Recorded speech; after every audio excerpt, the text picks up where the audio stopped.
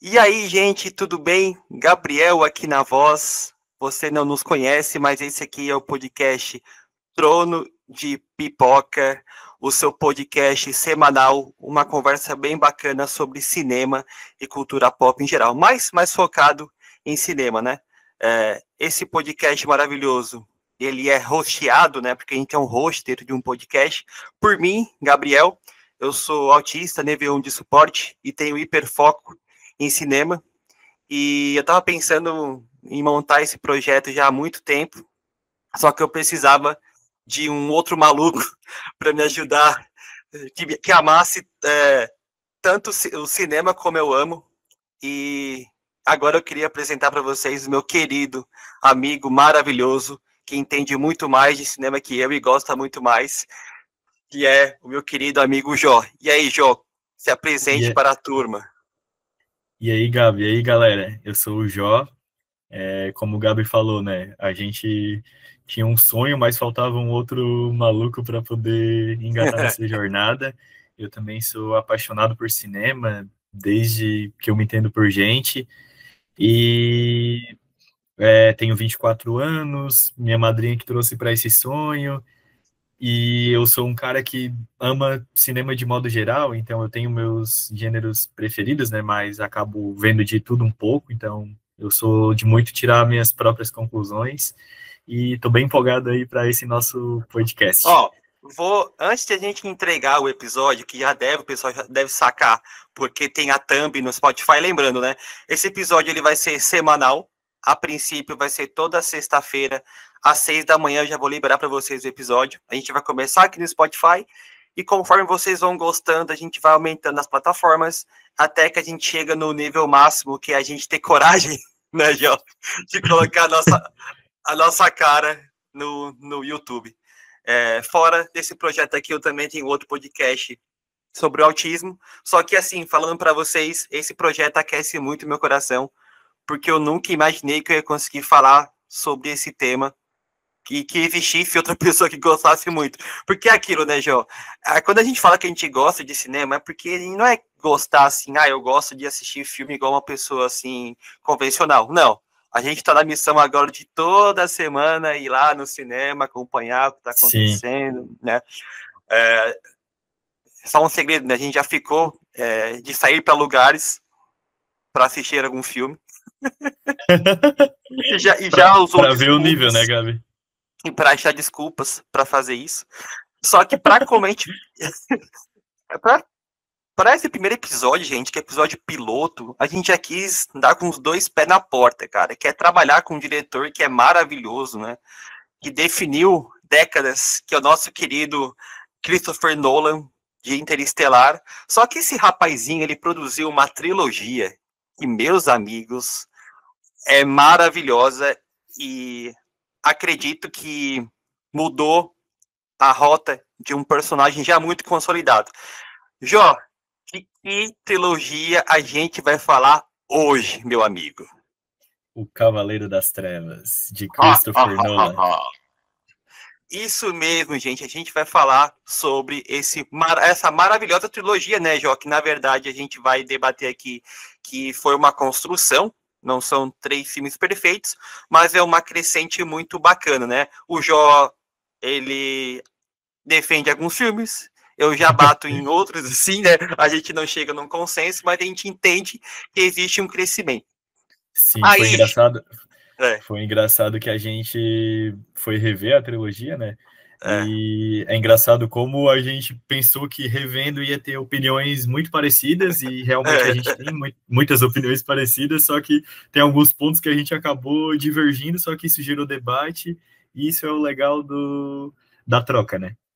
Gabi, duração do podcast. Gente, eu não sei. É quando a gente enjoar. Gabi, termina aqui, a gente para. A gente tá gravando aqui de noite, né, gente? E eu não sei. A gente vai empolgando, né? Conversar. Essa é a grande bacana, o grande questão do podcast, né? A gente bater um papo franco e unir pessoas que gostem da mesma coisa, que eu acredito que tem bastante gente aí que quer entrar nessa jornada aqui, né? Por acaso o Gabi é autista, tá, gente? Mas a gente aceita todos os públicos. A gente quer cinéfilo aqui com a gente também. Então, Jó, a nossa jornada ela começa lá em 2005, com o lançamento do Batman Begins, né? E como o título já sugere, é o início. E, cara, então a gente começa, tem um início de um filme já mostrando aquela clássica cena do... Não tem spoiler aqui, né, gente? Pelo amor de Deus, o filme faz 20 anos agora, eu acho que... importante, né? Esse podcast contém spoiler para melhor um deixar o aviso. baralho. Para um baralho, gente. Contém muito spoiler mesmo. Gente, o filme fez 20 anos, o primeiro. É meio que uma obrigação você assistir, certo? Porque a gente trabalha também muito aqui a questão da nostalgia. Mas voltando lá, porque o Gabi fala bastante, eu quero passar para o meu querido Jó, que é muito mais analítico que eu para essas coisas. A gente começa com a cena clássica contando lá o início da jornada do Bruce caindo no poço, e trabalha essa questão do medo dele. Aí ele vai lá, vai entender o que é o mal, vai entender o que é o crime, é treinado pelo House Agul, vira um ninja, depois volta para Gotham, cara. E o que eu adoro nesse filme, tá? Eu acho que esse filme já, primeiro que ele já marca muito bem qual que vai ser a visão do Nolan para toda a trilogia, né? Que é trazer não o foco no Batman, porque eu acho que já tá bem batido, né?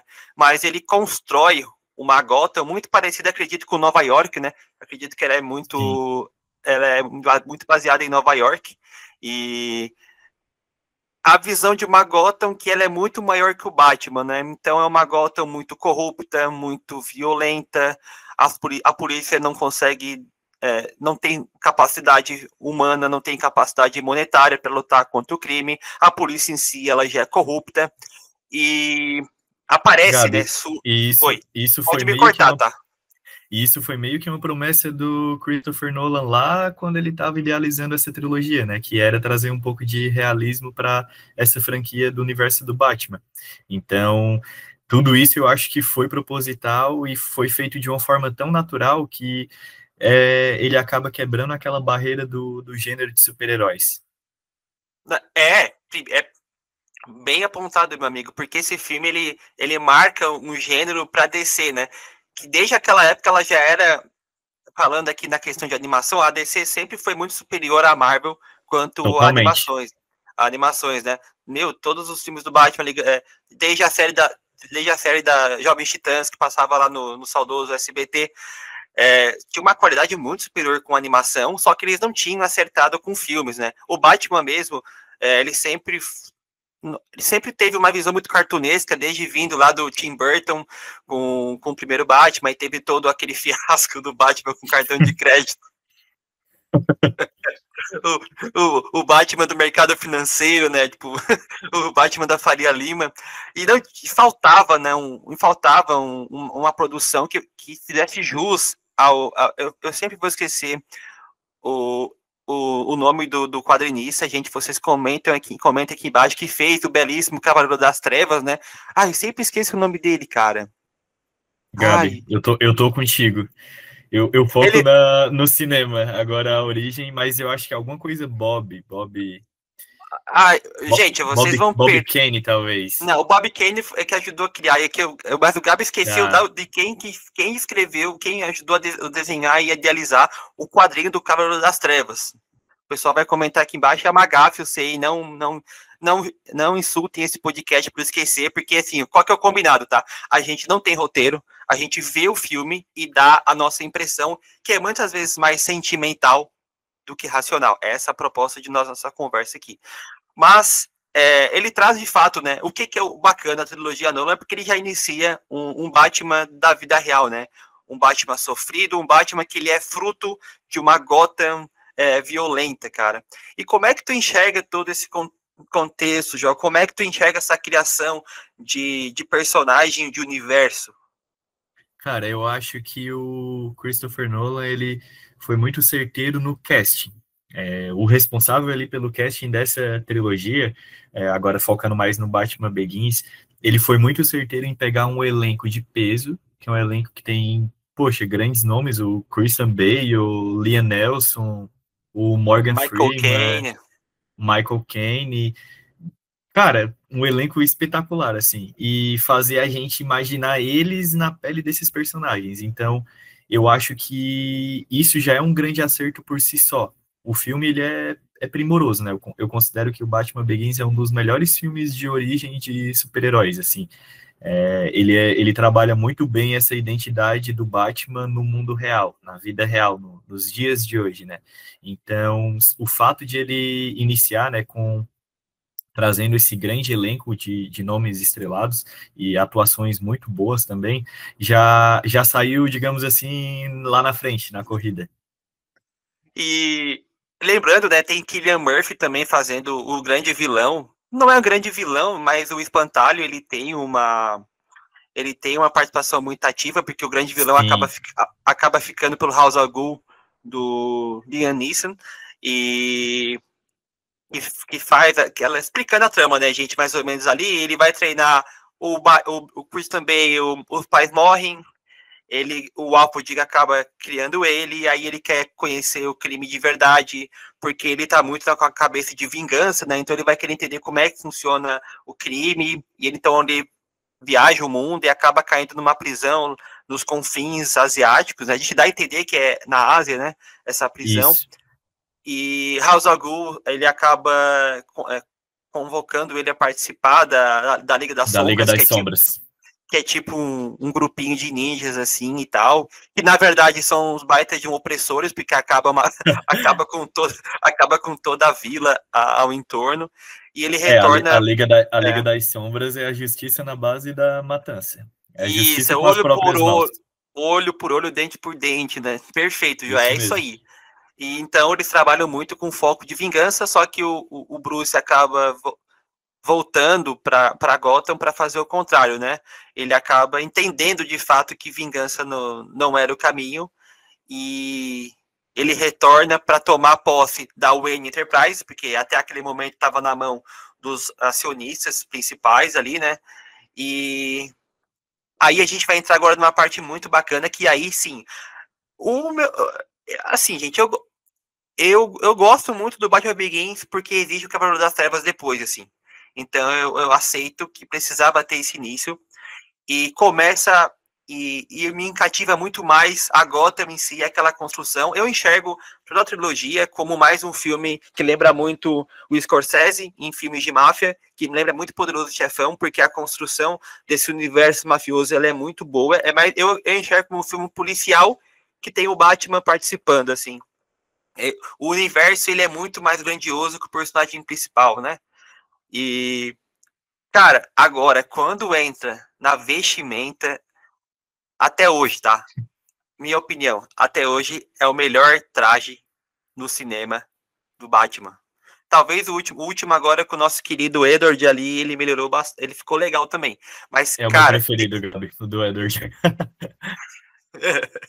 a gente pode em algum momento Né? conversar sobre The Batman também, do Matt Reeves. Só que, cara, esse filme é de 2005 e já era de uma tecnologia e já era de um primor, assim, já era de uma sofisticação aquele traje que é lindo, né?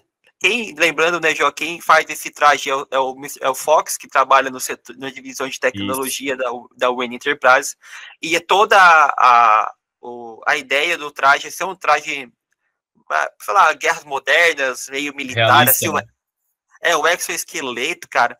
Aí eu queria agora do Jó, porque o Jó eu lembro que ele levantou assim, quando a gente conversou sobre a vestimenta, cara. O que tu curte nessa roupagem? O que tu curte da estética do filme, né? Cara, eu acho que o filme ele acerta em tentar trazer para a realidade esses itens, esses utensílios do universo do Batman. Então, ali o Lucius Fox, ele acaba sendo uma grande peça fundamental na construção do uniforme, nos equipamentos que o Batman vai vir a utilizar, né? Até a questão do Batmóvel, que pegaram ali um design de um tanque de guerra, então o Christopher Nolan ele tentou ao máximo trazer elementos reais, né? Então a caracterização desses objetos, a parte cenográfica, né, do design de produção, para mim ela é maravilhosa. E a ambientação do filme, o fato de ter sido trazido esse tom mais sombrio de explorar o medo, a sensação de claustrofobia, de loucura, principalmente com Cillian Murphy ali como espantalho, foi um modo bom de apresentar o Batman. Esse é um filme, né, Gabi, que ele trabalha muito o medo, né, se a gente parar para pensar. Tipo, ele mostra muito a evolução de como o Bruce o Bruce Wayne, ele lida com medo desde a primeira cena ali na caverna, que ele cai, que ele se depara com os morcegos, até a própria construção da persona Batman, né? Quando ele tá lá explorando de novo aquela mesma caverna e ele se dá de cara com Perfeito. aqueles morcegos, só que ali ele já tá modificado, ele já é um outro Bruce Wayne, né? Mais calejado, digamos assim. Perfeito, cara. Ele consegue de fato superar o medo dele quando ele se torna o medo, né? Ele toma posse do medo dele e usa esse medo a favor para ser meio que um ente, né? Tanto que tem aquela cena, eu acho que até no terceiro filme, mas o Batman ele tem uma presença tão forte que só o fato de ser noite para os bandidos já é uma preocupação, sabe? Ele mesmo já sabe que, opa, existe um toque de recolher até, até pra gente aqui, sabe? E, cara, esse filme, ele, assim, né, faz jus aos Batman ter maravilhosos vilões, assim, porque a gente tem o Cillian Murphy como espantalho, mas a gente tem o Falcone, o Falcone aparece como aquele líder de máfia, assim, bonachão e coisa, e sabe, debochado, que dá uma surra ali no Wayne, né, e mostra pra ele como é que é a realidade, né, ele faz ele sair daquela bolha de um bilionário, né, cara, tu é muito feliz com a tua fala quando tu diz que o elenco é estrelar, porque, assim, Michael Caine não faz força nenhuma para ser o Alfred, e durante toda a trilogia um personagem central, né, para trazer aquela humanidade e trazer para a Terra o Bruce, né? Durante o primeiro e segundo. Ele poderia estar lá sem falar uma linha de diálogo que já ia estar entregando o Michael Caine. Perfeito. A Rachel também é uma personagem que é o interesse amoroso do Batman. Ela tem uma troca de atriz do primeiro pro segundo filme, né? Se não me engano, o primeiro é com a Kate Holmes, e o segundo é com a Isso Rachel. mesmo. Rachel, não sei se é Rachel Wise, eu não me recordo. Gente, eu sou muito ruim com nome, assim. Algumas coisas eu lembro. Opinião, tá? Eu prefiro muito mais a Kate Holmes como a Rachel, assim. Eu gosto muito mais dessa personagem no primeiro filme. É a Maggie Gyllenhaal. É a Maggie Gyllenhaal, Gabi. Maggie Gyllenhaal, que se eu não sei se é parente do nosso maravilhoso Jake Gyllenhaal, deve ser. Mas Maggie Gyllenhaal, perfeito. Eu não lembro se ela é esposa ou é irmã. Enfim, gente, a gente daqui a pouco já fala sobre o Cavaleiro das Trevas. Só que esse filme, eu vejo que ele envelhece mal, ele envelhece igual um vinho hoje, bem, porque realmente, toda vez que tu assiste ele, tu entende, cara, esse sim é um filme de origem, de personagem, uau! Ele entrega muito bem a construção do que vai vir nos outros dois filmes, né, e como vai ser como vai ser feita essa trama, né? A trama, ela é construída para não terminar no primeiro filme, o filme nele não é fechado, e realmente a trilogia inteira ela se completa. Cara, e só passando para a gente comentar um pouquinho sobre alguns defeitos desse filme, porque tem defeito sim. Uma coisa que eu acho interessante é que, cara, o filme todo ele é feito para ser escuro, mas até a escuridão ela tem vida nesse filme, né? Não é um filme escuro de propósito, né? É um filme que chega a ser até charmoso, a forma como é a escuridão nesse filme, é um tom meio. Não sei se dá para dizer que é um tom meio chocolate, mas, cara, é charmoso a escuridão nesse filme. Ela tem essa beleza. E, cara, e como é que eu posso esquecer desse personagem maravilhoso que é o Comissário Gordon, cara? Que é o melhor Comissário Gordon, o melhor. Como que a gente esqueceu de citar ele, Gabi? O Gary Oldman. Gary Oldman é o melhor Comissário Gordon dos cinemas. Ponto. É o melhor Comissário Gordon, maravilhoso, que vai ser sempre aquilo tudo que o Batman é, com as suas possibilidades, né? Sendo fiel à sua farda e não cedendo ao crime. Mas assim, Jó, acho que a gente só falou bem desse filme, cara. O que que você enxerga nesse filme? Como ele tem agora 20 anos, que a HBO agora ela até tá fazendo ali o banner dentro da Max com os 20 anos. O que tu enxerga nesse filme? A gente agora olhando com uma visão mais assim neutra, sem ser fã mesmo. Que problemas você enxerga nesse filme, assim, que daria para melhorar, assim, que daria para ajustar? Bora lá, cara. Eu sou meio suspeito porque eu sou muito conhecido por passar um pano enorme nos filmes. Então, quando eu faço esse exercício contrário de achar o que criticar, geralmente eu passo um pouquinho de dificuldade. Tem filme que eu já dou de letra ali, né, Gabi? Assim, não gostei disso, aquilo. Cara, mas o Batman Begins, vou te dizer que à primeira vista, conforme tu for comentando, talvez eu vá lembrando, mas não tem nenhum defeito assim que me vem em mente, sabe? Só que tu comentou uma coisa que eu discordo. A Kate Holmes, eu gosto muito dela, mas eu prefiro a Maggie Gyllenhaal como a Polêmica. Rachel. Momento Polêmico. polêmico.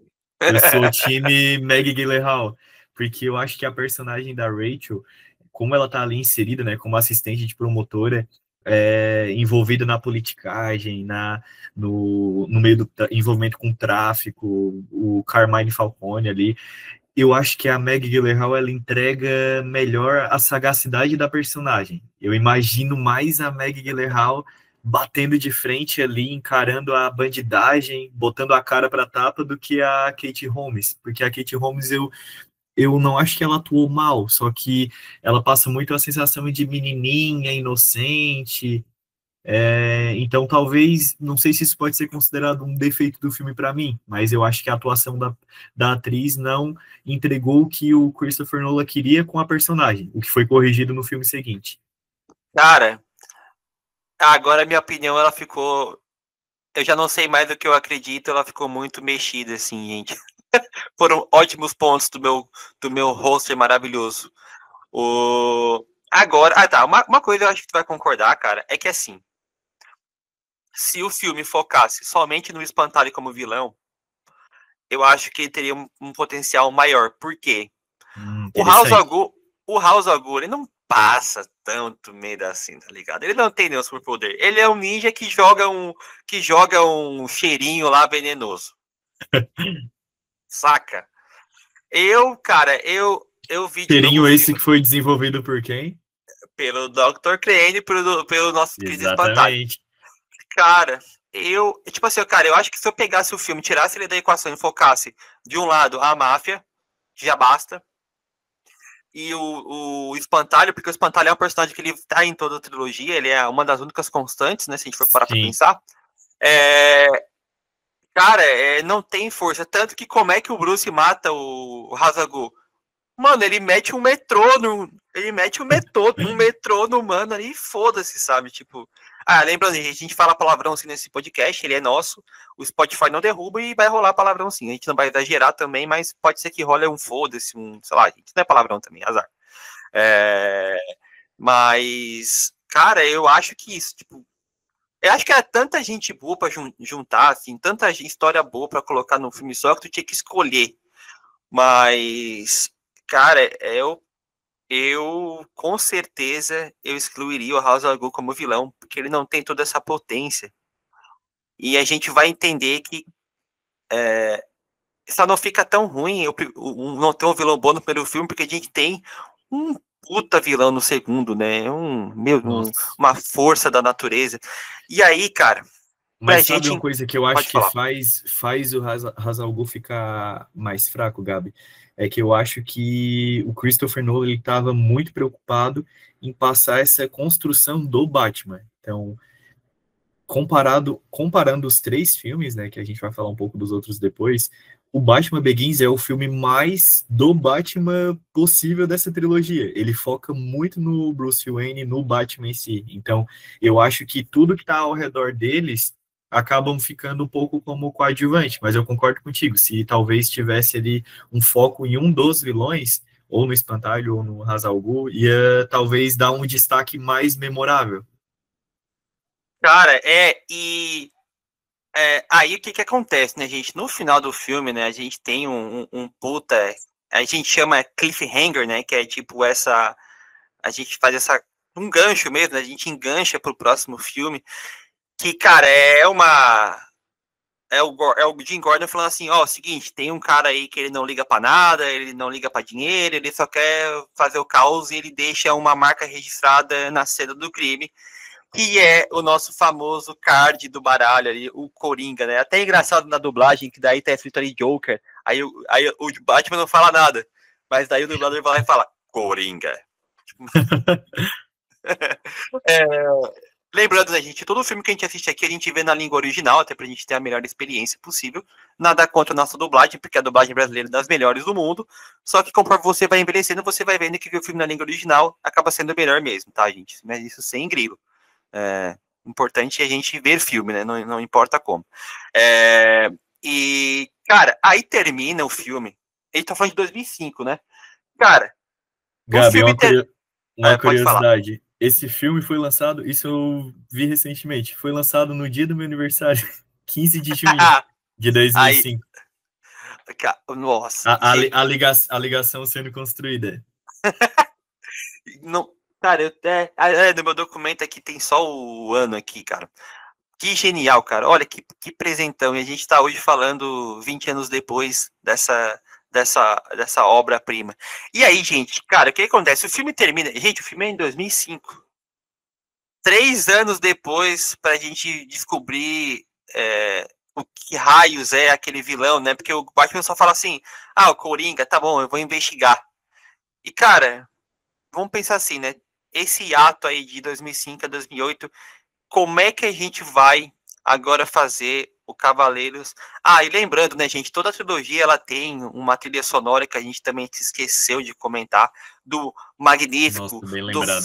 do Fodelano, do Fodelástico, Hans Zimmer, que se você não sente, se você não Nossa. percebeu a diferença que faz uma baita trilha sonora para a construção do universo no primeiro filme, cara, no segundo filme ela já é. Você já percebe, uau, a Ele trilha elevou o sonora nível.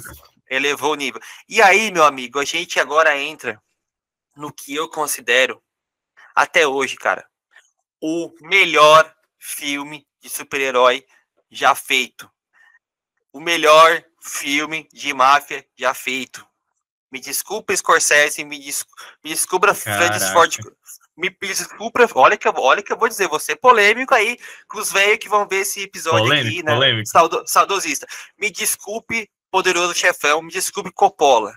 Mas, cara, se existe uma trilogia que o Nolan não quis viajar em roteiro, quis fazer uma história do pé no chão, e mais com uma complexidade fora da bandeira. Porque assim, filme de máfia a gente já viu um monte, né? Filme de máfia não tem muito pra onde correr. É polícia contra polícia corrupta, com mafiosos e tal. Cara, o filme que define é o nosso querido Cavaleiro das Trevas, lançado em 2008, que vem para ser um filme que define, é um divisor de águas, porque já é considerado das maiores relíquias do cinema, é guardado às 7 chaves. Porque, cara, realmente é um filme fora de série. Eu acho que, tipo, cara, um filme assim, cara, que eu acho que não tem como repetir aquela fórmula, sabe? Um elenco, Dificilmente. um elenco monstruoso. A gente tem a adição agora do Aaron Eckhart como o Duas Caras, que não é o Duas Caras, mas enfim, ele acaba sendo Duas Caras ali, enfim, mas não existe ele como vilão Duas Caras, mas que introduz essa força da natureza, esse ente, né? Esse símbolo do caos puro, né? Que é Ô, o Gabi, Cori. Pode. mas ali ele não é apresentado como duas caras, mas tá lá a origem, né, que é o Harvey Dent, né? Então, Isso. eu acho que o filme só não chega a usar a nomenclatura duas caras, mas visualmente e construção de personagem é ele. Eu acho que ele usa porque o apelido do Harvey na promotoria era Harvey Duas Caras, Ah, né? bem lembrado, bem lembrado. Ele conta essa Aí, história mesmo. conta. E aí, cara, a gente tá falando aqui do filme que introduz o Coringa como o grande vilão. E que é polêmico esse personagem, Ele é polêmico. Cara, eu não acredito que eu esqueci eu esqueci o O nome do Heath ator que fez Ledger. o Coreia, aí eu estaria maluco. Cara, aí é um filme que é polêmico na época, porque assim, né? Heath Ledger, ele sai daquele filme de comédia romântica, bobinho e tal, para fazer um personagem tão sério. Será que vai dar certo? Poxa, será que, pô, a gente tá saindo de um. A gente tá saindo de um Liam Neeson, né? Que naquela época também já tava bombando com Star Wars, a nova trilogia. Cara, será Eu, que eu vai vou ter, dar. eu vou ter que defender o Heath Ledger porque ele já tinha feito o Segredo de Brokeback Mountain. Então, ele já tava ali mudando os papéis dele para mais sérios. Que é de 2005 também, mesmo ano do Batman Begins. Cara, mas assim, é uma entrega de personagem que não é o Heath Ledger. Você não Não, consegue totalmente. identificar, você não consegue identificar que é ele. Só tem uma cena que você identifica que é ele, que eu não sei se o Jó se recorda desse detalhe, só que tem uma cena que o Coringa aparece sem maquiagem, que é a cena do funeral do Coronel Loeb, né? Do Loeb, do funeral dele, que ele tá lá com a arma apontada e é ele sem maquiagem, é o único momento. E, cara, é impressionante, gente. Existe mesmo a sensação quando você assiste um filme que ele é perfeito do início ao fim. Primeiro que a cena inicial, com aquela imponência daquele roubo ao banco, né? Que todos os palhaços, um fica. Primeiro que com uma nota só, o nosso querido Hans Zimmer já introduz todo o personagem, já introduz aquela nova fase de Gotham, né? Que é a Gotham com Batman, né? Então, perceba, Jó, que já começa o filme a ter uma cor, já tem cenas durante o dia, né? A gente pode fazer essa alusão que é Gotham tendo um alívio de ter agora um combatente, né? Do crime. Só que, gente, é muito interessante que já começa com aquela jogada dos palhaços lá discutindo. Ah, o cara que contratou a gente, não sei quem deve ser ele e tal. E o Coringa combinou com cada um deles para eles irem se matando, né, cara? Para eles irem se matando conforme eles terminassem a sua etapa do plano.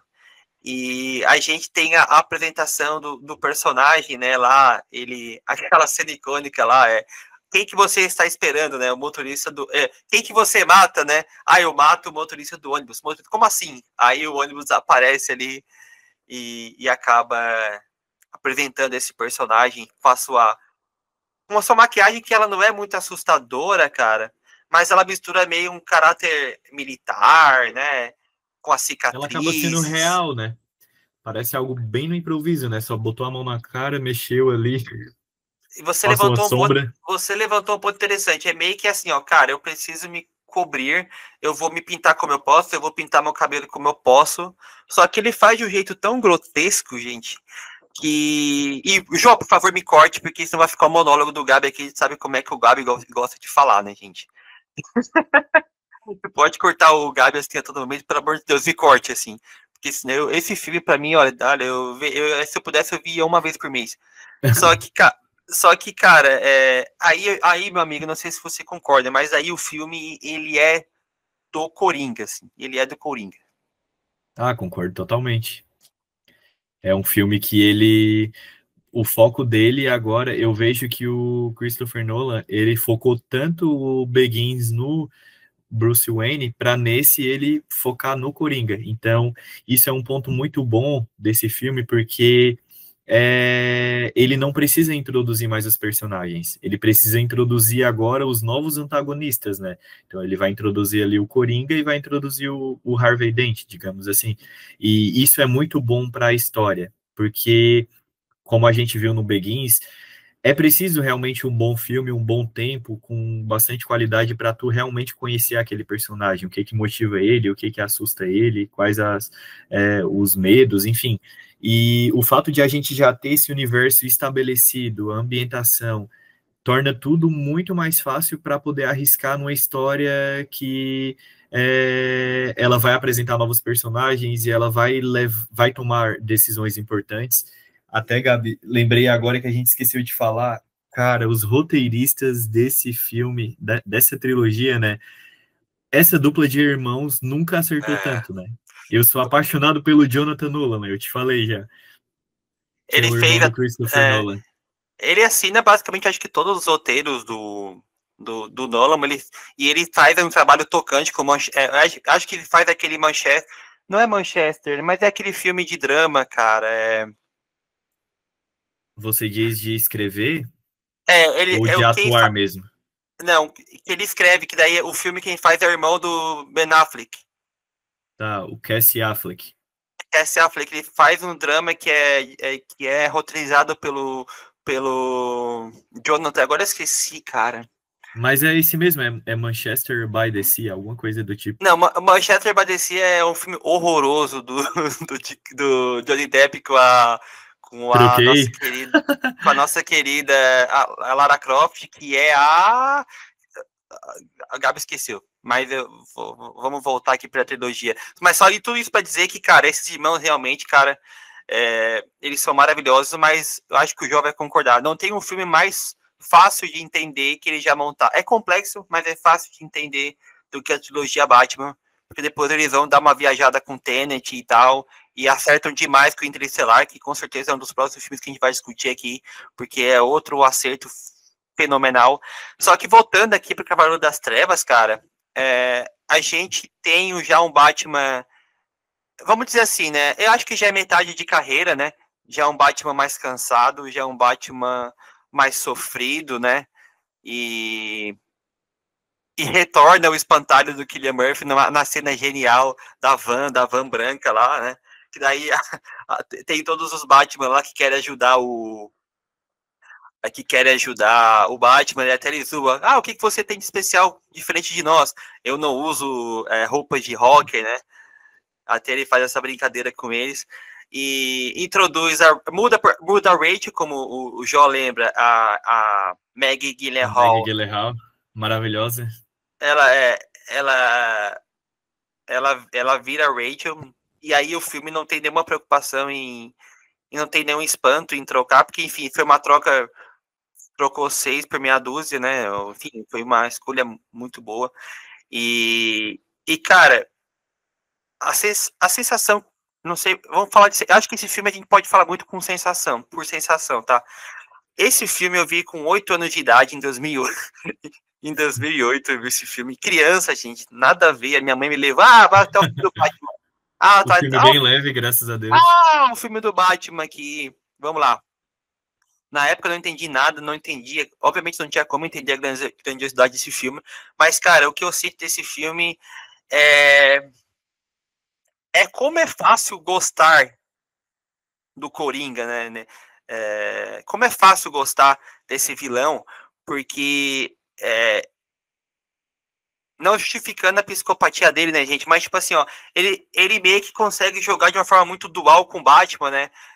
Pegando tudo aquilo que ele acreditava de ter um código moral, de saber bem o que era certo e errado, e joga tudo pra cima, né? E, cara, eu não sigo o código moral, eu não sigo regras, eu sou o caos, entendeu? Eu não planejo nada, eu só faço, eu só executo, né? Tanto que tem aquela cena improvisada do hospital, né? Que é até um fato interessante, que a hora que ele vai explodir a bomba, realmente não funciona ali o cronômetro, e o Heath Ledger improvisa aquela cena lá de, pô, essa porcaria não explodiu aqui, e faz uma cena genial da explosão de um hospital que explodiu mesmo, né? Porque essa é uma das características dos irmãos Nolan, que eles gostam de fazer muito efeito prático. Então, até para vocês São os maiores defensores do efeito prático da maior. indústria. E lembrando que Batman, esse filme, ele lança o IMAX no cinema, né? A câmera IMAX, porque, cara, lembrando, tem os veículos também, tem o Batmóvel, tem aquela moto que é muito foda, a cena dele lá do caminhão, aquela perseguição de moto que o Coringa quer que o Batman atravesse ele, né? Tudo pelo caos, né? Nem que ele morresse, mas era tudo pelo esse embate do Batman e do Coringa. E cara, eu não sei a tua visão. A visão que eu tenho, assim, cara, eu me senti imponente. Falei assim, ó, cara, é isso mesmo. O Coringa não tá não tá nem aí, né? Ele entende ele entende o poder do Batman, tanto que ele brinca lá com os mafiosos estão naquela sala lá escondida negociando com o Lau, que é o contador da máfia lá para levar o dinheiro deles, né? Que estaria seguro o dinheiro com a contabilidade. Aí o Coringa tem aquela cena genial, né? Que é Nunca ouvi uma piada tão sem graça, né? Porque os chineses não extraditam os chineses, mas o Batman não tem jurisdição, né? E eu não sei, cara, qual que é puro sentimento, cara? Qual que é o teu sentimento vendo esse filme, cara? Gabi, eu revendo esse filme, né, agora recentemente, eu concordo com tudo que tu falou e eu tive um sentimento de admiração pela construção do Harvey Dent que eu não tinha antes.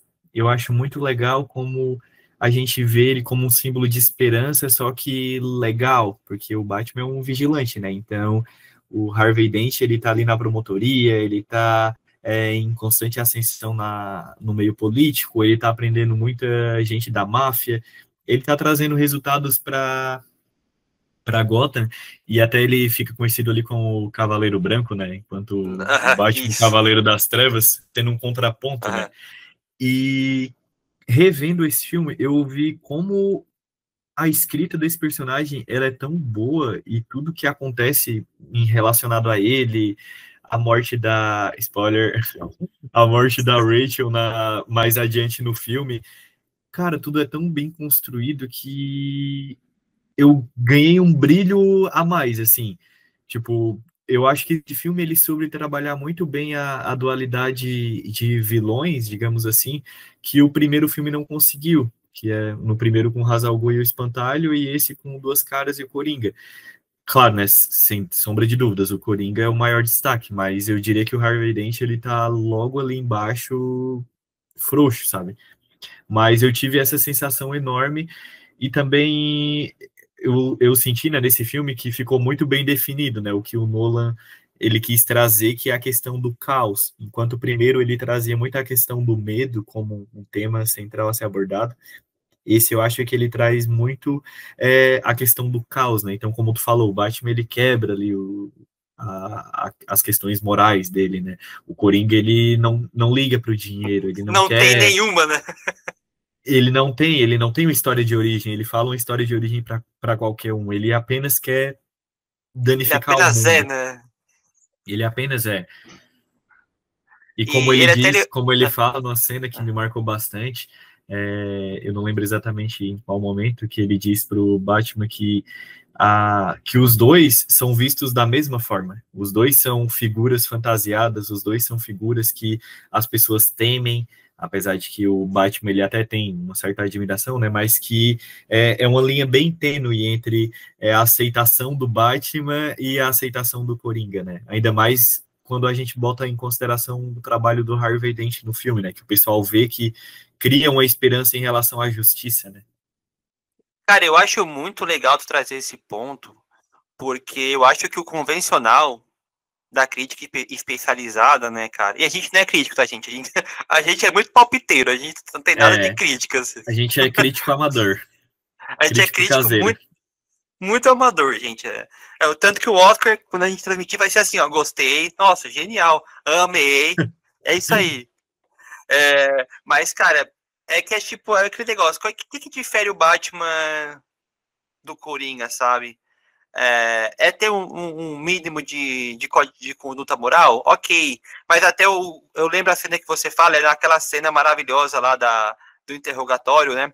Que é quando o Coringa, spoiler de novo, ele manda sequestrar o Harvey e a Rachel num esquema de corrupção policial muito sutil, que eu achei genial a forma como eles fizeram para esse sequestro, né? Que não tinha nada de espetaculoso. Era uma policial que a mãe tá no hospital, precisa pagar as contas, né? E o outro lado, um policial que realmente era corrupto de verdade, assim, né? E aí esse ponto ele muda a história do Harvey, porque o Harvey realmente ele se corrompe. Mas até o Coringa fala assim pro Batman, né? Você quer falar como um policial, mas você não é como eles, né? Tu quer falar como... Mas a gente tu não é policial, né? Eu e você somos uma aberração, né?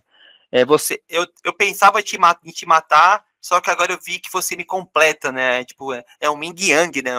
O caos, né? Ele precisa de ter também essa ordem, né? Para se completar. E, e a gente tá lembrando, a gente tem um Batman muito machucado, que ele já tá envelhecendo. E o Alfred, ele começa já a perceber que o Bruce, nessa ânsia dele querer acabar com o Batman, ele não se importa se ele for junto pro buraco, né? Principalmente depois da morte da Rachel, né? Ele já vai muito pro Vale Tudo, assim. E, cara, esse filme ele é recheado de cenas icônicas. Tem a cena do restaurante, tem a cena quando eles estão no baile beneficente do Wayne, que o Coringa aparece e conta mais de uma vez a história do porquê que ele tem a cicatriz. Tem a cena do banco, tem um diálogo excepcional do Coringa vestido de enfermeira, com Harvey Dent já como duas caras, né? Que ele explica que não, eu não fiz nada disso, né? Eu não dei a ordem e tal, eu não planejo nada, né? Cara, tu falou um negócio que, pra mim, o Harvey Dent, eu não sei como é que é pra você, cara, mas pra mim o Harvey Dent, eu não. Primeira vez que eu vi, eu, eu não gostei muito do personagem, mas hoje eu vejo que eu não gostar do personagem foi um acerto do roteiro que, tipo assim, não, era realmente você não gostar do personagem. E ele foi envelhecendo bem, cara, porque realmente o que tu falou dá uma sensação que, cara, ele quer seguir nas quatro linhas do jogo, ele quer realmente fazer uma diferença com a lei, né? Porque pro Batman é fácil, né? Ele vai lá e quebra a lei, dá uma porrada lá, bota o equipamento dele e ele resolve. Mas como é que ele, né, um promotor de justiça, o que ele consegue fazer, né? Claro que tem um turning point na jornada, ele tem aquela virada de jogo e ele se corrompe. Mas, cara, concordo contigo. Ele realmente, ele é o Cavaleiro Branco, né? E, cara, pra ti, cara, como é que tu enxerga essa virada, assim, depois da morte da Rachel, meio que joga tudo por alto também, e de fato ele vira o vilão, né? Como é que tu enxerga essa transição dele, cara? Eu acho que muitas pessoas acabam vendo como um clichê, mas eu discordo porque o filme, desde o início, ele vem tratando essa relação dos dois, né? Ela é assistente de promotoria, e vai mostrando como eles vão se aproximando, como eles vão construindo essa relação de amizade, que daí começa a ir mais para um lado romântico. Então, eu sempre tento me colocar na cabeça do personagem, né? Então, me colocando um pouco na cabeça do Harvey Dent, poxa, ele estava ali com um prestígio profissional, né? Sendo admirado tanto pelos colegas de trabalho quanto pelo o público, o povo de Gotham, e não basta apenas ter um prestígio profissional. E a gente precisa ter uma realização pessoal também, né? Claro que um prestígio profissional também pode ser uma coisa, um desejo pessoal. Só que a gente vê nas nuances do personagem que ele gostava da Rachel, que ele queria construir uma família com ela, queria realizar um sonho de formar essa grande dupla dinâmica, né? Então, a perda da Rachel, ela justifica, não querendo passar pano pro vilão, né? Mas não justifica, mas faz a gente entender as atitudes que o personagem toma a partir dali, de desacreditar. E tudo isso foi muito bem plantado, né, pelo Coringa naquela cena do hospital, né, Gabi? Que ele vai lá e acaba. Se o Harvey já tava com a cabecinha ali, o Tico e Teco batendo, o Coringa faz eles se destruírem totalmente naquela cena, né? Sem tocar um fio de cabelo nele, né, cara? Sem tocar um fio de cabelo. É Até incrível essa. tem uma curiosidade de bastidores que essa cena aí, o Heath Ledger ficou andando em círculos, calado. Aí quando o diretor fala ação, aí ele já começa a falar já dentro do personagem. Na verdade, durante todo o processo, o Heath Ledger nunca saiu. Raramente ele sai do personagem, né? Porque ele tem muito essa veia de inspiração, né? Grandes stand-up comics grandes comediantes da época, né? Porque ele tem essa veia muito cômica. Que, claro, a gente tem um Coringa. A gente tem um Coringa muito mais teatral, né? Com o Coringa do Joaquin Phoenix, ganhador do Oscar, que é maravilhoso.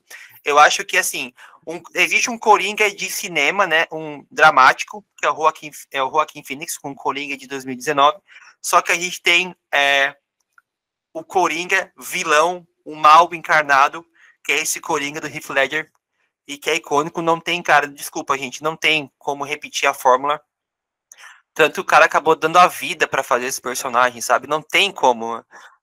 Gente, existe. É um papel da vida, porque ele conseguiu, com o filme de super-herói, ganhar um Oscar póstumo, saca? É, é, e aí, dando. E mais uma vez, né, Jó, que o, o, o roteiro era muito bom. As atuações eram melhores ainda. E a filmagem, cara, a direção, meu Deus, assim, eu acho que se perguntar hoje para os irmãos Nolan, assim, que o grande acerto deles, assim, que não, cara, eles nunca mais vão repetir, é essa trilogia. Porque, cara, realmente, assim,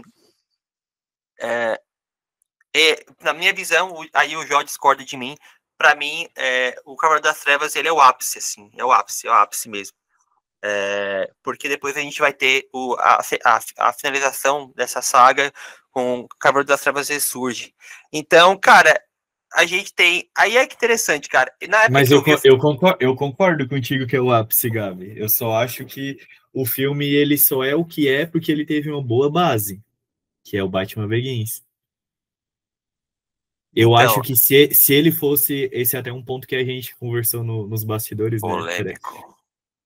pré-podcast, É. que o Gabi, me corrija se eu estiver errado, Gabi.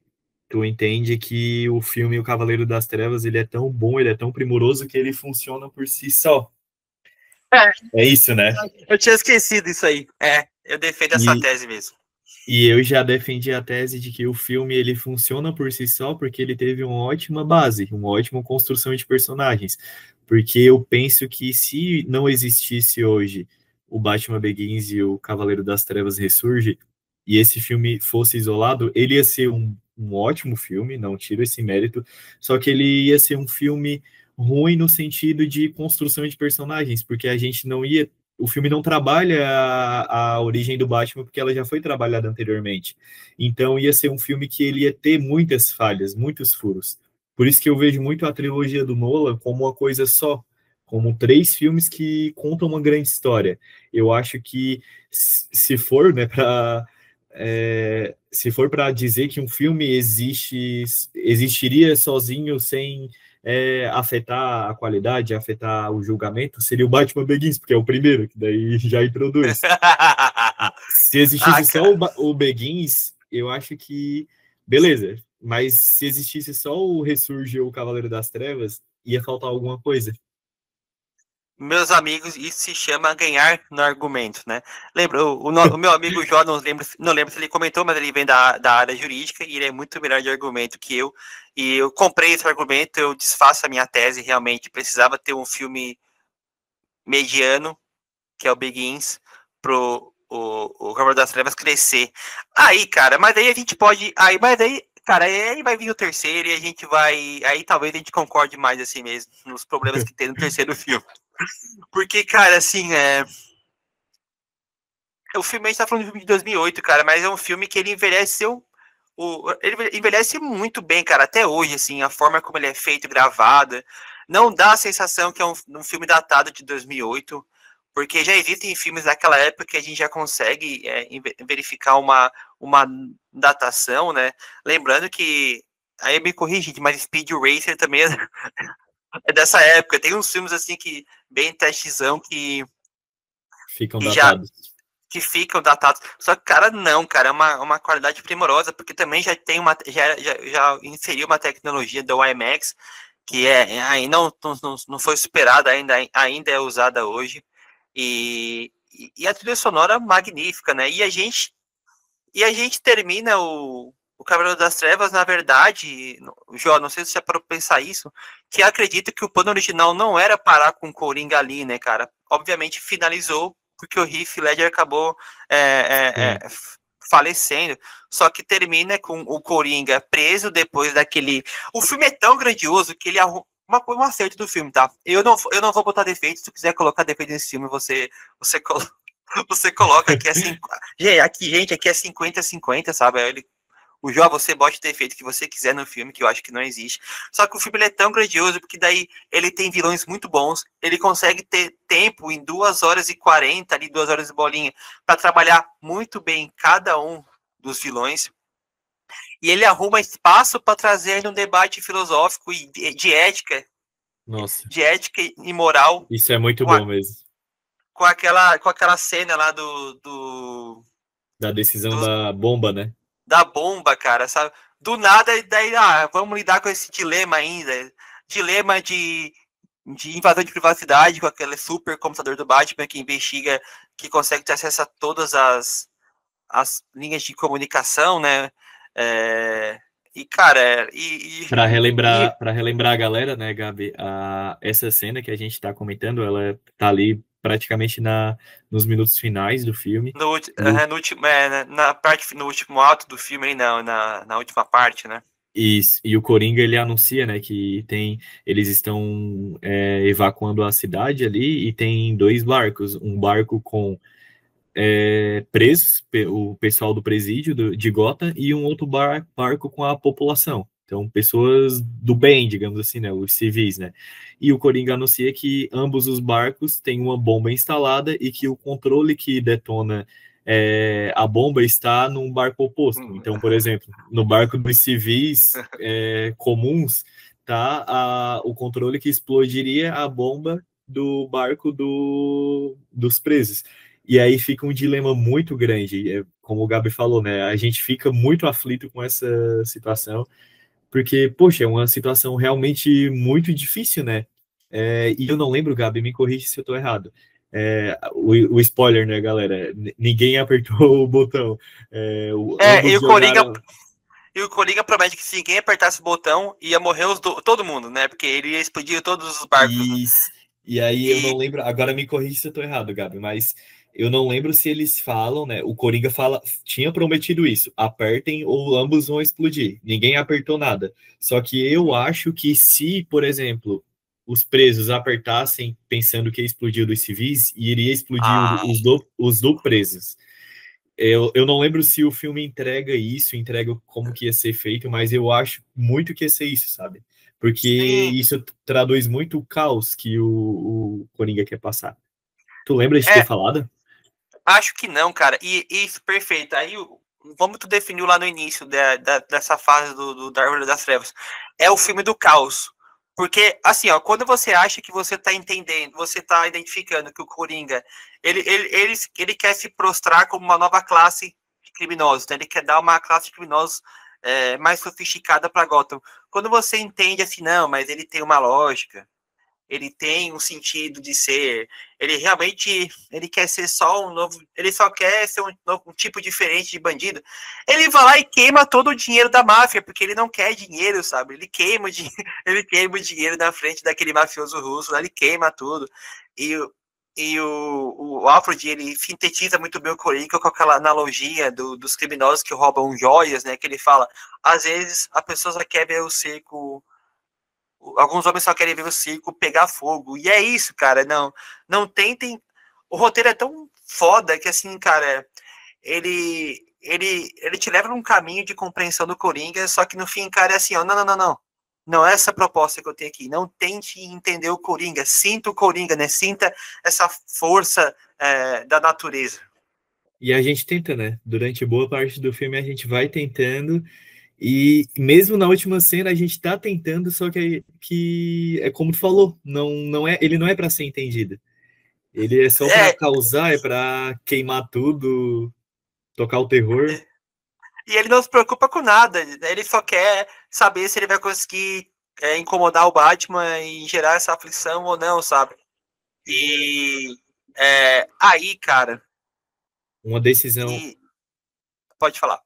uma decisão, o que tu falou ali, Gabi, eu concordo. Eu acho que esse não era para ser o fim do Coringa, né? Eu acho que o Nolan tinha, os irmãos, eles tinham planos para o Coringa no último filme, no grande encerramento.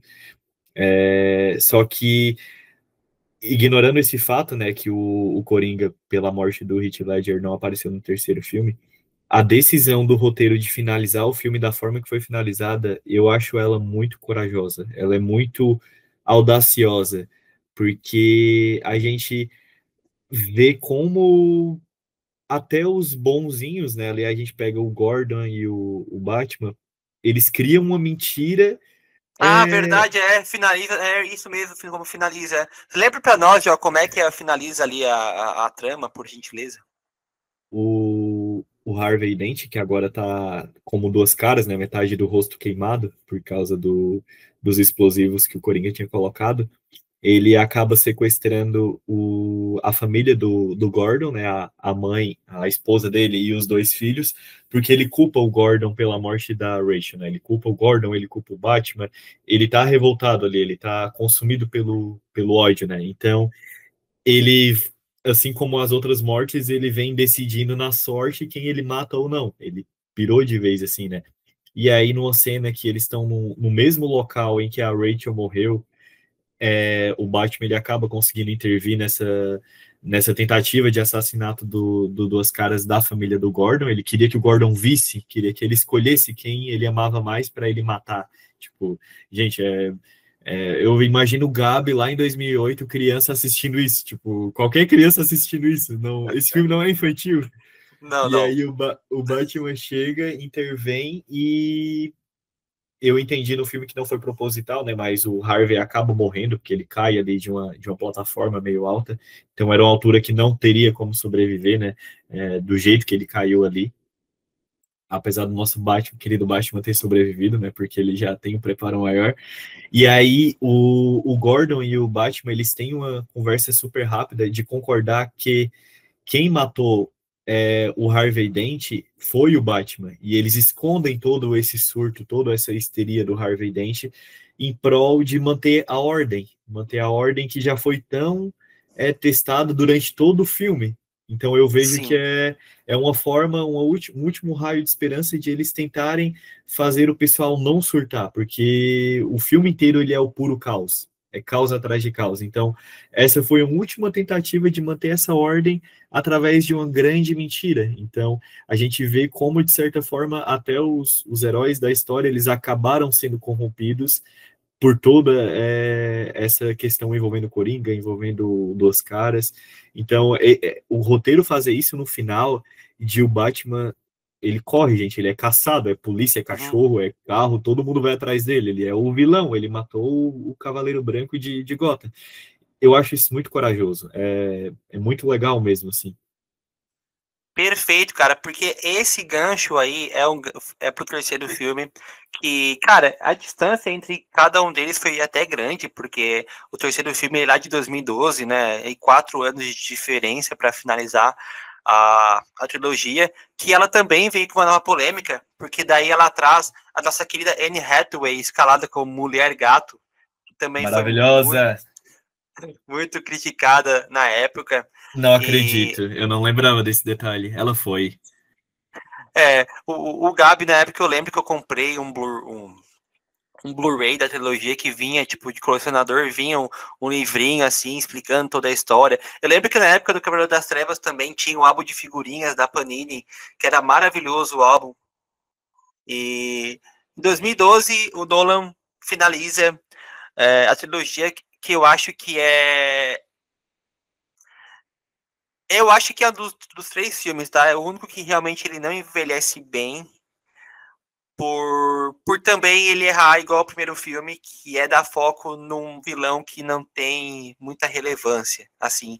E aí, com a nossa conversa hoje, Jó, eu acabo analisando que foi proposital ele perder essa potência no terceiro filme, porque, então, só lembrando qual que é o plot do Cavaleiro das Trevas ressurge, né?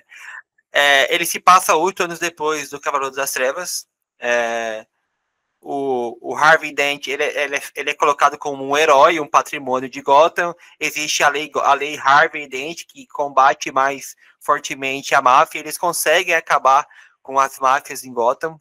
Gotham agora só tem, vamos dizer assim, né, criminosos normais.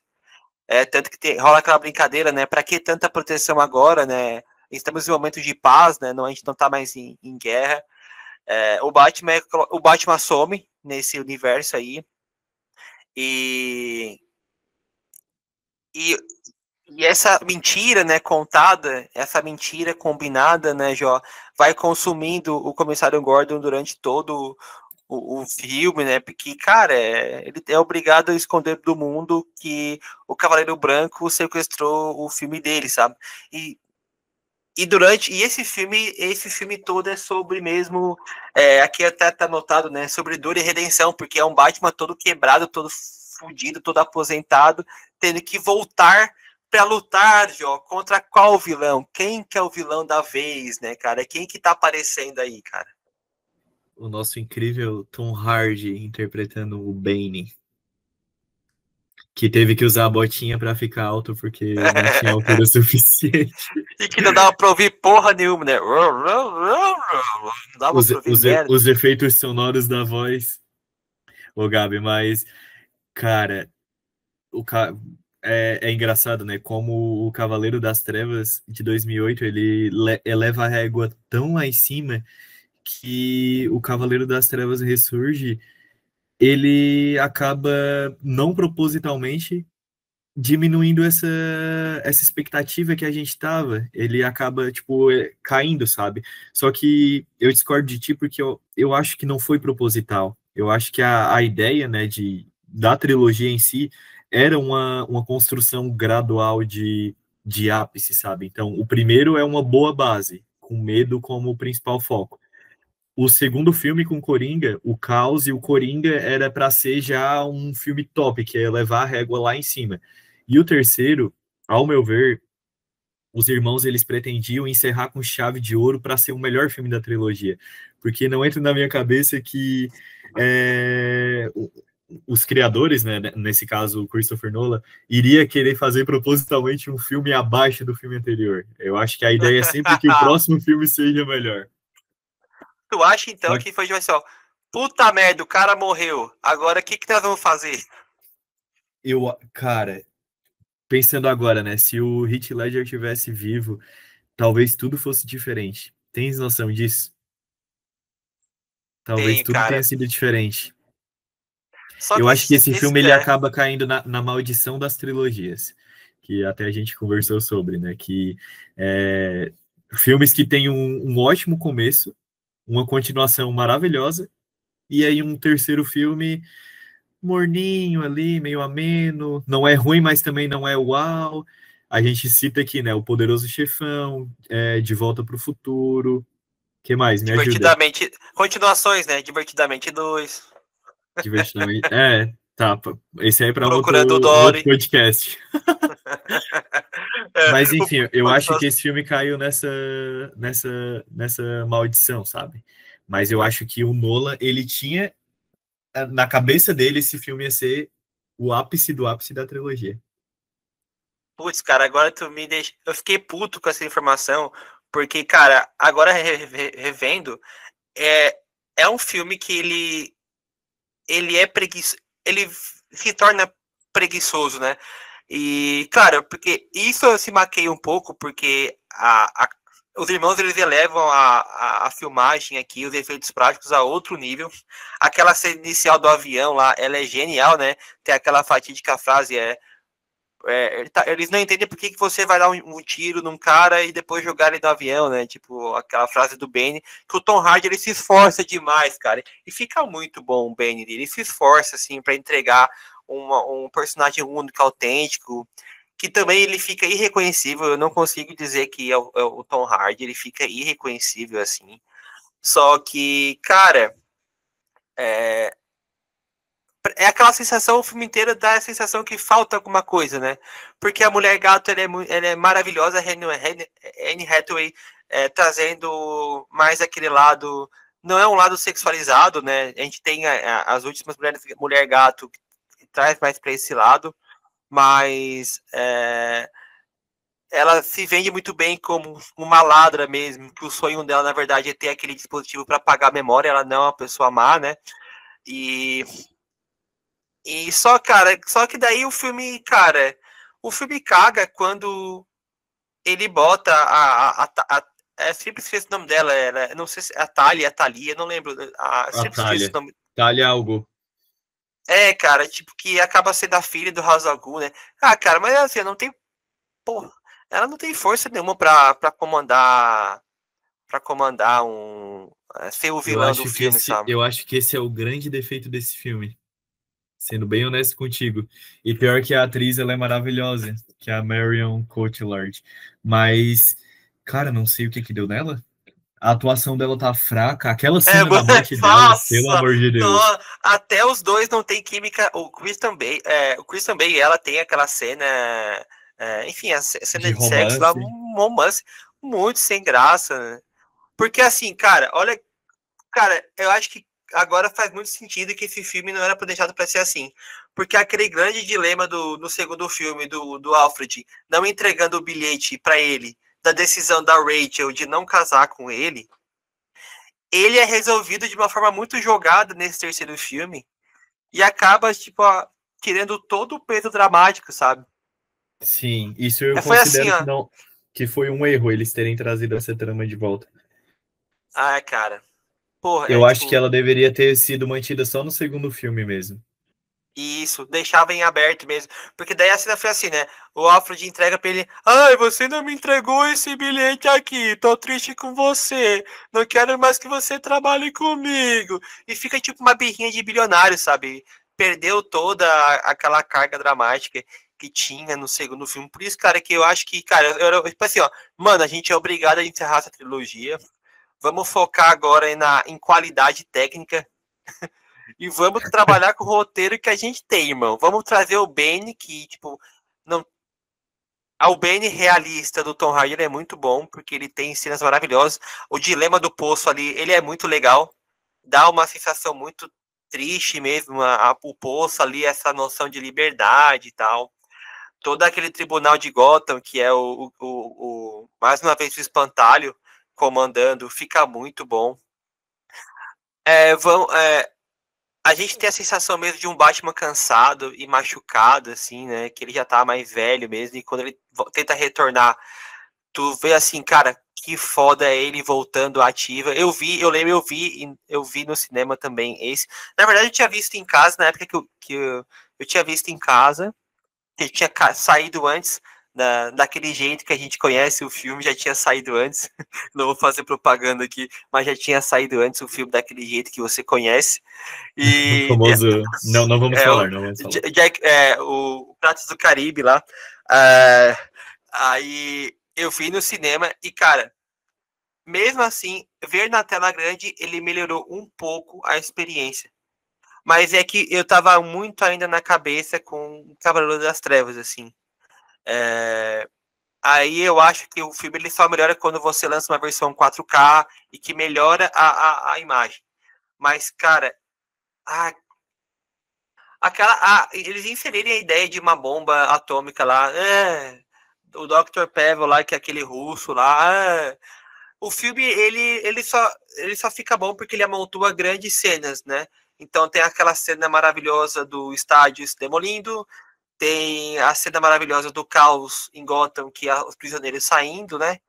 E, cara, e é isso, assim, pro filme, aí, não sei se você concorda comigo, Jó, pro filme se redimir com aquele final. O final dele eu achei justo. Justo Nossa, pro eu adoro o final desse filme. corajoso, muito corajoso, corajoso mesmo, pro Bruce Wayne, assim. Só que, cara, olha como é que é desprezível alguns elencos desse filme. Eles querem introduzir um novo Robin aqui, com um policial, né, com Sim, o John Blake. ele, John Blake, Jordan Gordon-Levitt, eles botam um Gordon-Levitt pra fazer um papel totalmente descartável, cara. Sabe? O personagem eu até acho genuíno, mas se ele fosse introduzido talvez no Batman Begins ou no Cavaleiro das Trevas, Ótimo ponto. é um ponto muito legal, né? Eu acho que ele fica jogado nessa história toda. E tem um ponto, tá? Esse filme, por ter sido. Não, a trilogia ela não é um fiasco em bilheteria, acumulou bilhões. Só que, cara, tu veja que é outro. Tu percebe que é outro filme que eles inserem o Robin, eles entregam uma cena dele descobrindo a caverna, só que eles não vão pra frente. É o encerramento. Não teve. É a esperança de que alguém vai assumir o manto que o Batman deixou após o Ninguém sacrifício pegou dele. ele entregou a caverna e ficou por aquilo ali mesmo, sabe? É, aí tô tentando pensar aqui que o que mais que salva o filme, assim, cara, eu acho que é só a imponência do Bane, porque o Bane mesmo, ele, tipo assim, ele é muito forte mesmo, ele, cara, ele dá uma surra.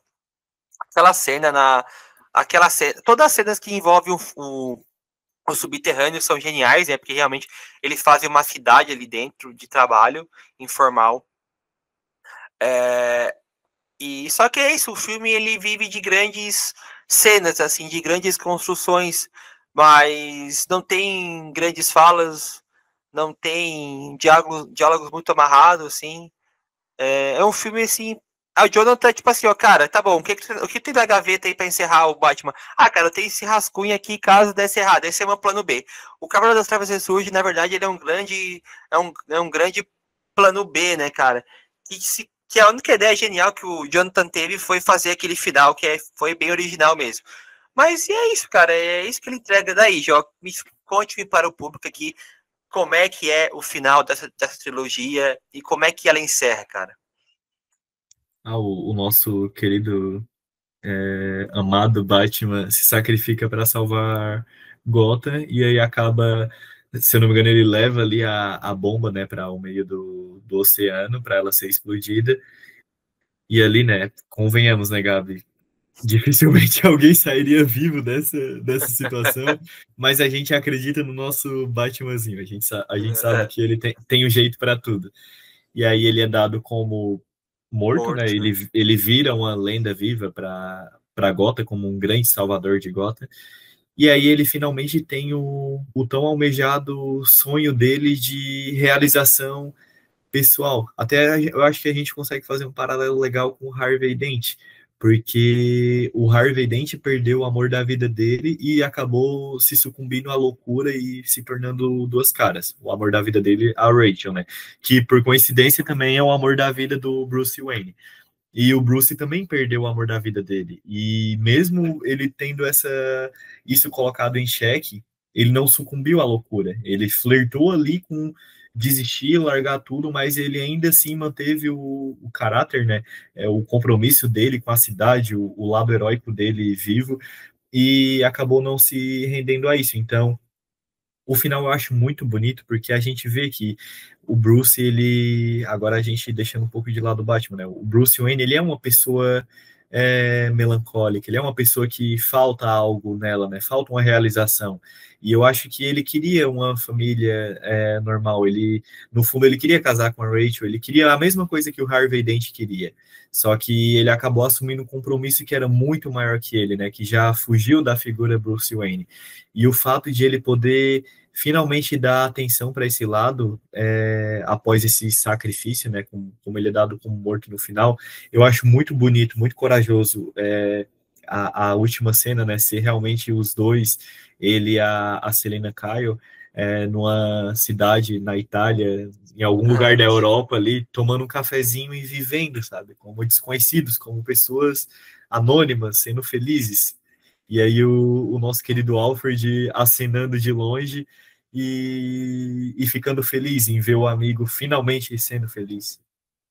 Cara, é perfeito. Só contextualizando também essa cena, porque o Alfred ele comenta com o Bruce que durante a estadia dele fora de Gotham, né, todo ano ele passava férias em, acho que era Florença, enfim, e tomava ali um drink e olhava sempre para um casal, enfim, para duas pessoas juntas e imaginava que é aquilo ali que ele queria para o Bruce. Ele não queria que o Bruce retornasse para Gotham, para todo aquele sofrimento, né? Porque, na verdade, é verdade, né? Se o Bruce não voltasse para Gotham, ele não iria virar, não tinha por que ele virar o Batman, né? E uma coisa que a gente tem que dar os parabéns pro Christian Bale é a coerência que ele manteve nos 3 filmes. Quando ele estabelece aquela melancolia do Bruce Wayne, ele mantém esse mesmo padrão para os 3 filmes, assim. Gabi, acho que travou um pouquinho. Tá Não sei me se é vendo? aqui ou é aí. Aqui tá rolando de boa, tá? Tá me ouvindo? Agora sim, mas os últimos 20 segundos deu uma travada, não ouvi o que tu falou.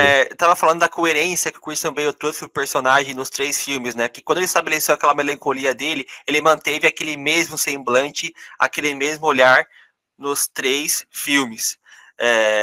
Independente de quando o roteiro ele falhava ou não, assim, ele mantinha aquela mesma qualidade, né? Aquele senso de, cara, eu tenho que, neste momento, não ter a minha felicidade em prol de um bem maior. Que ele se esgotou, ele foi até o limite mesmo, como Bruce Wayne, para poder entregar o melhor Batman é, possível, né, cara? E essa é a genialidade, né, dessa... e assim, e aquilo, né, gente? Conforme o tempo passa, a gente vai mudando a nossa opinião. Eu acho que o último filme, ele envelhece bem. Se a gente vê esse filme hoje, ele acaba sendo um filme muito bom, de que muito filme lançado ainda, ele tem uma qualidade muito boa, devido aos irmãos. E só retomando, assim, de toda a filmografia do Nolan, que a gente fala aqui, né? A gente pode lembrar da Origem, a gente pode lembrar de Interstellar, de Tenet. É o filme é o filme que eles têm uma melhor coerência mesmo, né? E não se preocupe que não pegou nada, Wilson. Eu acho que é um filme que eles realmente eles trazem um filme muito pé no chão. Qualquer pessoa que assista consegue entender, não precisa forçar muito a cabeça. Porque depois eles viajam e entregam filmes muito ambíguos. Mas a trilogia ela é muito coesa por causa disso, né? Qual que é a tua opinião em geral, cara? Eu acho que ele entregou um projeto muito bonito, muito legal, que revolucionou o cinema de super-herói, né? Como a gente enxerga o cinema de super-herói, porque, voltando lá no que tu falou no início do vídeo, né? O Batman e esse universo, ele era visto de forma muito caricata, de forma muito cartunesca, digamos assim. E esse viés mais realista, ele acaba quebrando essa bolha, né? Ele acaba tirando esse rótulo de super-herói e trazendo um filme de máfia, um filme de redenção, um filme policial. Eu acho que a trilogia ela consegue ser um pouco de cada uma dessas coisas, sabe? Eu acho que é um grande acerto. É um filme que ele merece ser revisitado. Foi bom ter revisitado agora recentemente, né? Para a gente brilhar o olho novamente, né, ver esses acertos. E é engraçado como a gente muda algumas opiniões, né, conforme revê. E isso eu acho que é fruto de um filme bem escrito, de um filme que ele provoca, e isso é muito bom, né? E, cara, eu vou te dizer, tá? A DC ainda não conseguiu emplacar uma sequência tão grande assim, né? Infelizmente ainda é um estúdio que, cara, ele se rendeu a um grande acerto, porque até o Batman, que é como muito a gente vai comentar, do Matt Reeves, não, ele trabalhou muito bem o Batman, mas, cara, ainda não... é muito difícil, cara, de chegar a essa qualidade. E Jô, a gente tá chegando ao final desse nosso primeiro episódio, cara, que passou de uma hora, assim, frouxo, né? Se a gente tava com medo de ter medo de não rodar e tal, cara. A gente perde isso agora, a gente inicia já. A gente também foi muito audacioso em comentar de uma vez só toda essa trilogia, mas. Sim. Mas. Eu acho que o filme o The Batman do Matt Reeves vai ficar para um outro vídeo, talvez, mas eu sou um grande defensor desse filme, Gabi. Para mim, pode me julgar, pode me criticar, mas é o melhor filme do Batman, na minha opinião. É, o quê? Não, não, não, não, não. Não, não. Que? O melhor filme do Batman é o do Matt Reeves? Eu não acho que eu não ouvi isso. Não, eu acho que eu não ouvi isso. Não, não. Não. Uau! Dá um puta debate isso, gente. Não acredito que eu ouvi isso. Tu ouviu, cara? Tu falou que o filme do Matt Reeves é o melhor de todos os Batman. Tu falou isso mesmo. Falei, Gabi. É verdade o que você ouviu. Para mim é o melhor filme do Batman. Meu Deus, gente, explodiu minha cabeça. Não, mas vamos debater isso quando a gente for falar de The Batman. Jó, eu quero que você tenha as considerações finais, cara. E a gente vai dizer qual é o próximo filme, já que já rebateu o martelo também de qual vai ser o próximo que a gente vai comentar. Vai ser nada a ver agora.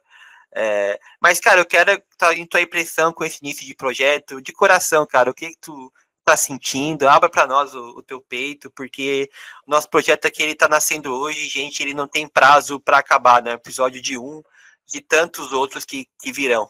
Conta um pouquinho, meu amigo, qual é o teu sentimento agora, cara? O que você tá sentindo?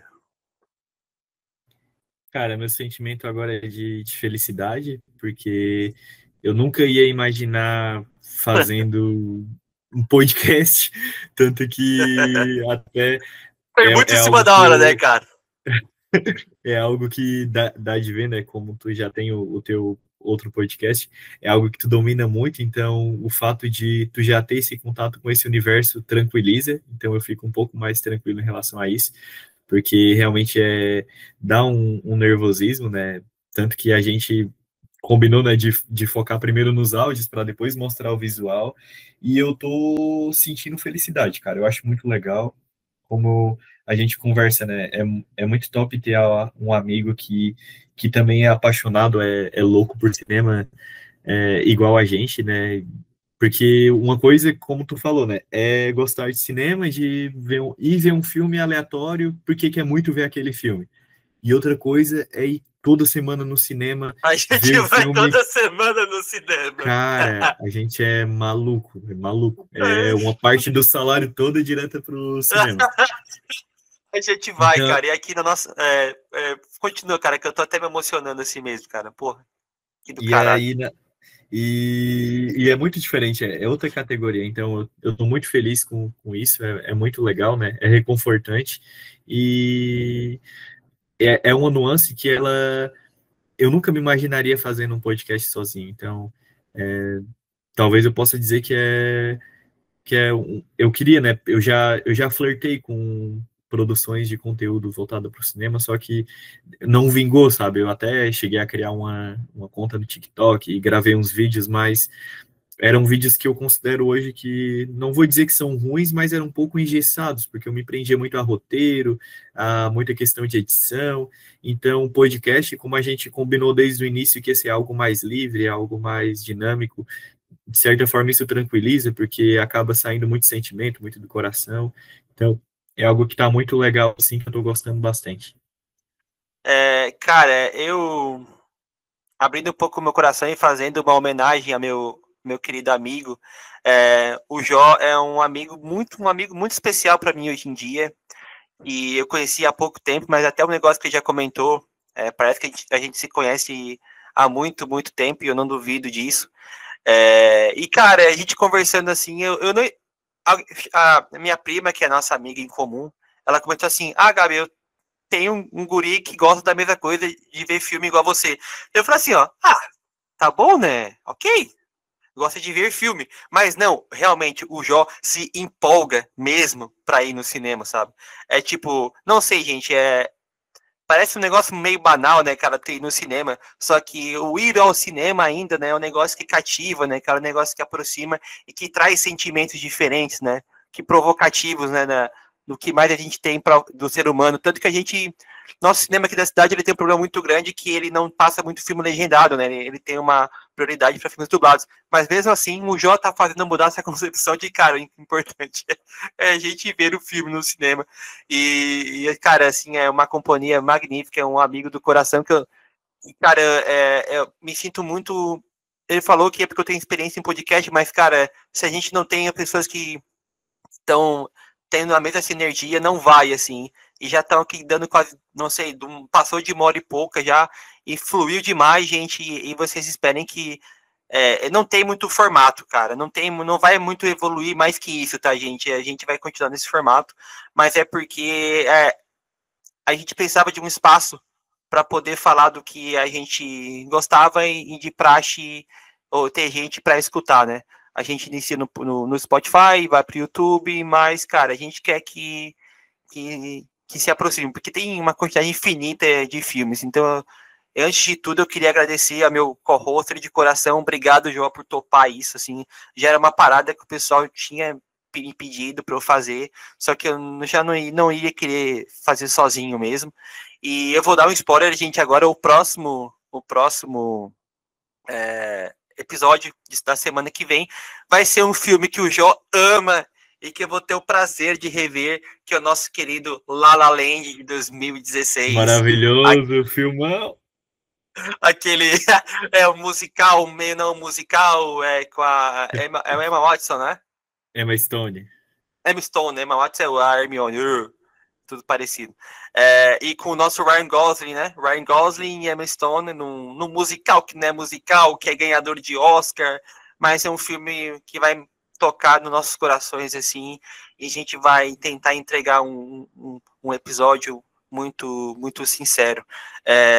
E até comentando, né, por que é podcast Trono de Pipoca, né? Então, gente, o Jó, ao contrário de mim, ele ama Game of Thrones. Eu não tive saco para ver todas as temporadas, eu ainda vou fazer isso, tá? Eu Esse vou ano te eu tô com convencer ainda, Gabi. Eu vou te convencer ainda, dá uma chance. ver ele e o Westworld aí, que tá complicado, mas, mas é, mas é porque Trono de Pipoca, né? Porque realmente é a referência do Trono lá do Reinado, que eu não sei merda nenhuma de Game of Thrones. E O esse Trono de Ferro. de ferro, né? De Westeros, né? Sei lá, esse é Westeros. Ó, tu Westeros. sabe.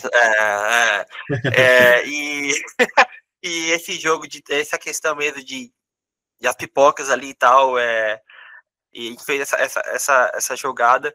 E, cara, o convite foi muito em cima da hora que eu fiz. Eu nem sei, até pergunto pro Jó se ele acreditava que a gente ia botar em prática tão rápido. Eu também fiquei meio na dúvida, mas rolou, gente, rolou demais. E, e é isso, cara. Eu queria agradecer demais a você que nos ouviu até aqui.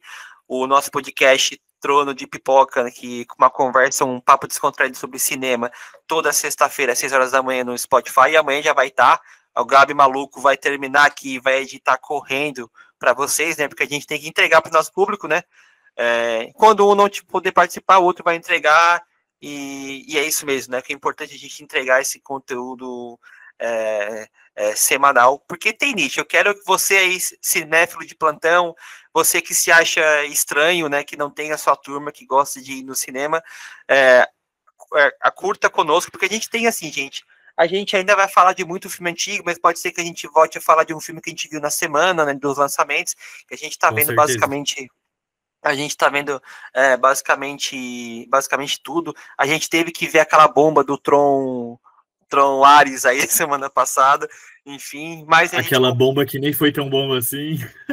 não, aí enterrou de vez aí a franquia, mas cara, tá vindo muita coisa Infelizmente. boa aí, tá vindo muita coisa boa aí. A gente vai daqui a pouco falar também sobre os filmes BR brasileiros que estão chegando, Agente Secreto em novembro, que é a grande promessa do Oscar. E curtam aqui, comentem embaixo se vocês querem ver, né, Jota? Se o pessoal tem interesse da gente fazer uma cobertura do Oscar, fazer, não uma live, mas gravar nós aqui interagindo enquanto tá passando ali o Oscar, porque a gente é desse mesmo, da gente vai parar e vai ver o Oscar, porque esse já tá começando, né, essa Vai temporada ser de o ótimo. evento. O Oscar é o evento, Gabi. Vai ser o evento, até tô vendo com meu amigo se a gente vai fazer presencial ou não, ou se a gente vai fazer essa. Enfim. Gente, o Oscar pra nós vai ser tipo. Vai ser o evento do ano, assim, porque já tá começando O Oscar essa é a corrida. Copa do Mundo dos cinéfilos, cara. Está correndo já. Já tá começando a produção de filmes para o Oscar, né? E então vai ser maravilhoso. E, enfim, gente, eu fico muito feliz demais esse projeto e é o que eu precisava agora mesmo. Então, muito obrigado. Aí lembrando, né? Curtem, comentem com muita educação, porque a gente aqui está aprendendo a fazer podcast também. A gente não mostra nossos rostos por questão de. A gente está iniciando, mas tem o nosso Instagram, então vocês quiserem mandar DM lá, diz, gente, gostei e tal, gostei do conteúdo e tal. Esse carinho é sempre genial. Compartilhe com seus amigos. E a nossa pretensão aqui Gabi, é monetizar em algum momento o conteúdo? Claro, gente, mas assim, a gente não tem pretensão nenhuma de. A gente quer ter espaço para comentar sobre isso semanalmente, porque já é um negócio que faz parte do nosso dia a dia.